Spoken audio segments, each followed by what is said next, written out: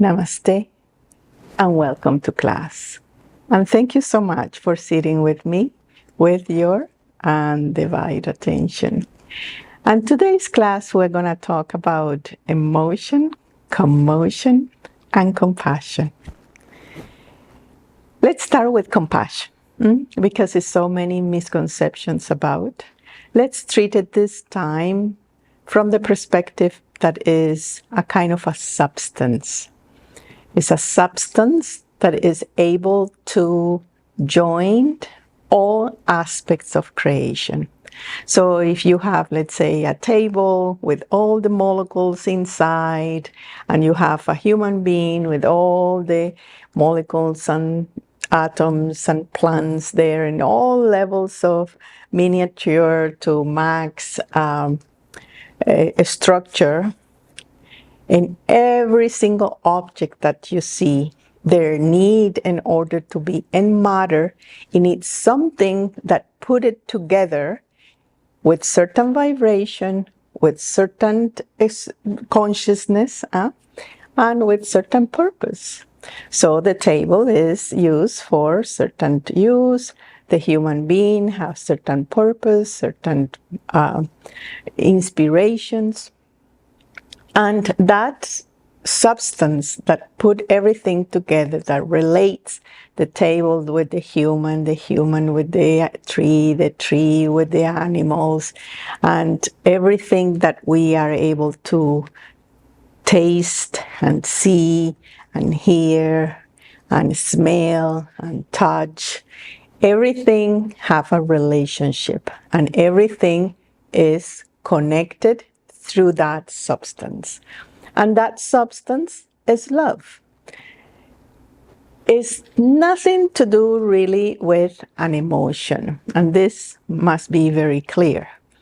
Now, that substance is alive, and it has certain excitement to put everybody together, right? That sense of belonging is coming from that substance. And that substance is very sticky. It loves to attach to things. So if you love your child, you want to be forever with you, right? And it creates a certain position in front of what you love, how often do you love, with what intensity you love. All that is directed with the frequency that where you are. So there are many expressions of that substance. But universally, everything from the galaxies to the multi-universes, from the solar system, everything is connected with the substance of love. As the substance of love acquire different expressions, different colors, different embodiments, it creates certain expressions, a diversity. So you have the love for the mother, the love for the partner, the love of a sister, the love of nature, etc., etc. So it is deposited in your heart. In your heart, then you have a very strong mirror. And that strong mirror reflects that substance of love. And I say, well, okay, what is it that I'm going to reflect? And there are three things here that you need to be aware. Number one, you are reflecting all the time your higher self. Better say, if you imagine that your soul is the very essence of you, and that soul is projecting that substance, that consciousness, that focus and matter in your body. And then that transmit or translate as a passion, it translate as a enthusiasm, as an inspiration of some sort. And that is a very important part for us to distinguish, because it's the very foundation of why your matter, your biosuit, is here for. And it's really the projection, or you will know through the attunement with that projection. Number 2, that love is going to be projected into your different experiences that you have collected as a soul in that human body. So if you are the type that you are not in awareness with what is that you're feeling, you're just connected with the collective and you're just passing on to what the feelings of unconsciousness that is there. If everybody say, oh, this politician is bad, then, oh, yes, you would take that position or you take the opposite position. So, no, I should not say that. But it remains in kind of the same frequency. So your emotion, your passion is not going anywhere. It's just rotating in the collective, creating crisis and create a belief system and create limitations. That create the ocean of karma where everything is so thick and confused and the mind gets in the way and you don't really know what you really think and what you really love and how you should love and how often. So in that, it create a kind in that ocean, it create big waves and it creates great commotion. That's what I'm calling commotion. And that commotion have 3 stages. One stage is that, you are angry and you're responding, you are reacting rather than acting, right? You're just a little thing and you're just exploding and you start virboria, as we say in Spanish. You have virboria and you start talking and opinions and judging and blaming and how dare and all this. It creates a big commotion, a big agitation in your heart and in your biology and in everybody around you. It should listen to you and your commotion. Then the second, when you are a little bit more settled in that explosive way, the commotion not necessarily goes away, right? It just decants in the more depths of the waters in the ocean, and you start having a very strong denial because you cannot see it anymore, that anger, the very core of the anger. And it remains there and take different shape. And the shape is you rebel. Deep down, we are all in a state of rebellion. I always say humanity is a kind of in a teenager state where everything is, no, I won't do that. It have to be my way when I want it, and I'm not listening to any elders. I'm not even listening to my own story, and I am not even remembering what is the tragedies that humanity have done before. I will create my own way, rather than say, okay, what our ancestors have lived, what are the different civilizations that we have lived, Atlantis and Mu and Lemurias and all those that have left some wisdom there, and we kind of checked out of that, right? We don't consider the globality that love really invite us and compassion invite us in integrating all parts of our selves, of our experiences.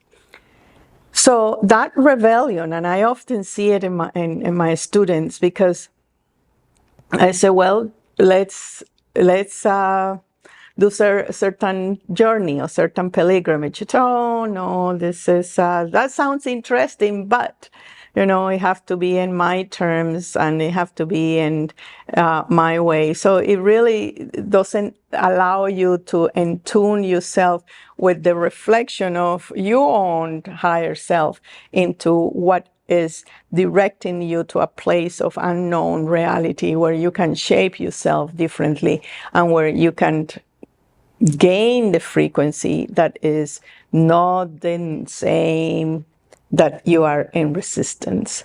So we need to understand that within that resistance, there is compassion. Because in the compassion, you can never, ever, ever be out of compassion, because it is everything. It holds everything. It's inside everything. in the more molecular way, all the cells are functioning together because of that substance. But if we go against that, if we say, well, I have to glue my table the way it is, my way, well, yeah, you can be creative in that, but the table continue to be a table. You don't need to reshape the world to understand your higher self. You simply need to relax and allow that higher self to reflect on matter. What is the highest impulse, the highest love, the highest sense of belonging? But that rebellion, that reaction is not going to allow that. And commotion also then goes into the subconscious, where you're still wanting to defend a position. So you're defining yourself in a point of view where everything is threatening you, right? Especially in cultures where there is insecurities and the rapid changes. We start rising that sense of I am unsafe. And that unsafety deep down is the non-awareness or acknowledgement of love, because that substance is sustaining us, is gluing us, is directing us, and is loving us. But we don't want to do that, because in the moment we say, I am loved, then I have to destroy my belief system that, oh, I am not worth it. Oh, I'm not capable. Oh, I cannot do it. Oh, I don't know how to do it. Right? All this resistance, that form of resistance and form of doubt and form of judgments and form of I am not that substance, that negation, it have to go away. It have to go away. So in that moment is where you feel like you are dying, because that identity that you're holding so tight goes really against the reflection of love over your matter, over your heart. So the possibility of relating, the possibility of surrendering, the possibility of seeing yourself from a different angle is blocked. And the possibility of creating through that reflection an emotional body that is able to sense everything without the protection. But I said the defending, because protection is a different thing. You can protect yourself from negative energy. You can just protect yourself from things that you know is not part of your reality, right? You are defining the reality that is your frequency, and you are able to protect that with your commitment, with your awareness, with your passion. You can protect that. It's your boundaries. But defending is another story. Defending is when still the reaction is happening either in the conscious way, with a strong emotion of anger, envy, judgment, negativity, etc. Or in the subconscious, where you're still holding that rebellion. I won't change. It has to be my way, and it has to be when I want it. The problem is that you don't even know what is you are reacting to. You don't even know what are you defending at all. It's just you feel insecure, and you feel that you're not worth it, and you feel that your value is not considerate. But it's you who is not considering, because you are not connecting to the very source of security, the very source of I am tight, I am whole, I am loved, I am in excitement, I am in passion, I am being a very clear crystal that reflects that higher self, that immensity of compassion. So when you see it from this perspective, the feeling of compassion start to be upgraded, because in here the feeling of compassion that we have normally, that I see it through my experience, is of 4 types. One is the type of the victim, the compassion of the victim, right? Is, oh, I am good, and I am, that type of love is okay if I receive pain and I inflict certain limitation on me. So that is a kind of a very destructive twist of compassion. But it's there because we cannot be out of compassion at all. Then the second one is the one that is you abusing. Oh, I am controlling because I want the best for you, right? I see it in mothers. Just recently somebody call me and say, do you have anything for making my children a little bit fatter? They don't look that healthy. So let them be that way, right? So the mother in that worry that there's something wrong with the child it wants to put a control over their bodies and a control over their emotions and activities and so on and so forth. So in that name of love, we become very controlling, very tyrant on ourselves and in our loved ones, for sure, the more close, intimate relationships.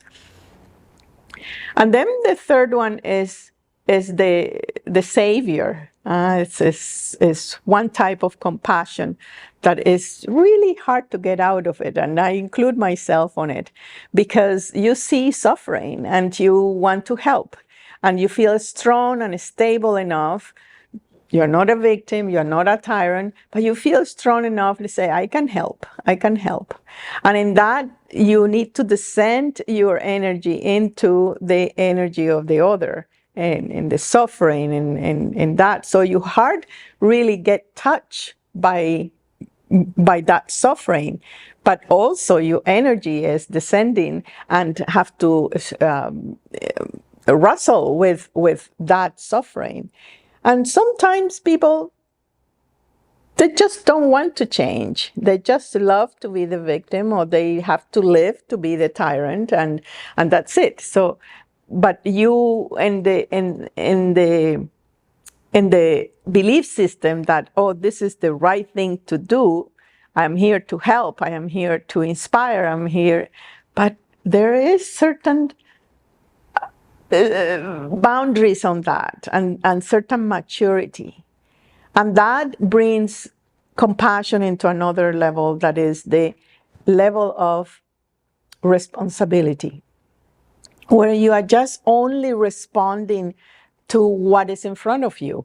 You are not in the head, you are not in any morals, you are not in any things that it should be good or bad, or to do or not to do. It's, for example, in the healer and the client relationship, where the healer has certain frequency, and the client comes, and there is an attunement in the two of them. The healer is donating that ability to heal, to organize the cells and the matter and the emotions and the mind in certain way. And if the person is able to adjust, and I don't say receive, adjust to that frequency, it heals. But it's the person who is healing. It's not the healer that is healing the person. It's that boundiness, that love, is that interaction. So the donation of the healer's energy is an inspiration, a call. It's a common call, come and heal. Depending on the belief system, some of the persons, they come and they just want to say, well, the belief system, I cannot heal. This is something so impossible. I inherited and I cannot heal. Well, that is a session to prove to the healer that they are there for that. That's it. So their energy was not synchronized, it was not accepted. So it's not your business. What is that? So you are responding to what is in front, but it's not your business what the others do with that energy. Right? Is what you say, your advice, your love, your care, your nourishment, your compassion. You are there and you are a source of that. You are representing that goo. You're representing that substance. You are magnetizing that substance in your body and therefore emanates with no words, nothing. It's just your own presence in the now that is able to create that pure distillation of compassion, free from any commotion, free from any agitation of extra passion, free from any dispassion, free from any sentiment. It's just pure and absolutely representation of the universal love. That compassion, you can take the shape as you want it. You can cook a meal, feed others, and it will feel the compassion. They will feel the substance. So the many excuses that we do to resist that, right? Is I'm not worth it. I'm confused. I don't know why I'm here. So why you don't just simply acknowledge that you're here to embody your highest self? That is absolutely pure love, pure life, and pure wisdom. And make that as your career. Make that as your conscious path that elevates the frequency of yourself, your plant, and humanity. I thank you so much for sitting with me, and I will see you in our next class. Namaste.